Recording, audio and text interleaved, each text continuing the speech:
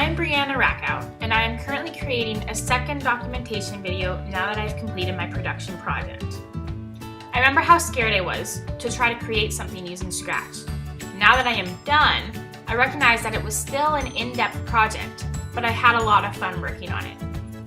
I had to refer to a lot of other people's projects as resources to get started on my own. The good thing is that I could combine elements that I liked of all of these projects into my own original creation. I also had the opportunity to be creative about what I was creating, instead of copying others' work. In my first video, I mentioned that I like following rules and instructions. I could still follow basic instructions to get started on my project, but I also had to be creative, pushing me outside of my comfort zone. And I survived. I ended up creating a simple racing video game. My favorite part was creating my own car and track, but it was cool to learn the coding as well. I was mostly just shocked by how much Scratch had to offer. It's crazy how adding just a few very specific codes and putting them together like a puzzle could create an actual video game. It still boggles me. I did get stuck at one point in time trying to fix a specific piece of coding. I was trying to copy my resources into creating a code that would count laps as my car passed the finish line. I got really frustrated when it wasn't working and I didn't know why. It was hard not to get discouraged. I almost gave up on the idea altogether, but after a break, I managed to get it to work. I still don't know why it wasn't working the first time, but I was too happy to care when it did finally start to work.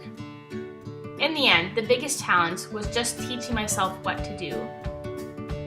Once I taught myself and used other resources to teach myself, I was comfortable and confident in my work to create the instructables required. In my first video, I was nervous about finding places for the project to fit into the curriculum. Luckily, a large amount of Saskatchewan's curriculum asks students to be able to create. There are more than enough places that this type of project could fit into. I don't think I am destined for coding, but I am proud of myself for learning a little through this project. As a teacher, I want to be able to have the technological knowledge to help my students in the future.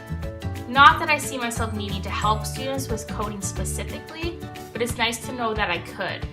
And who knows, maybe this project could come in handy for some future lesson plans. I'm still disappointed that I couldn't create a hands-on project, but I'm also happy that I succeeded in this project. And I did still have fun. Looking back at how nervous I was, it's almost funny. I've learned a lot and put in a lot of work, but it was ultimately just really fun, and there is no shortage of resources for people who do want to learn how to code.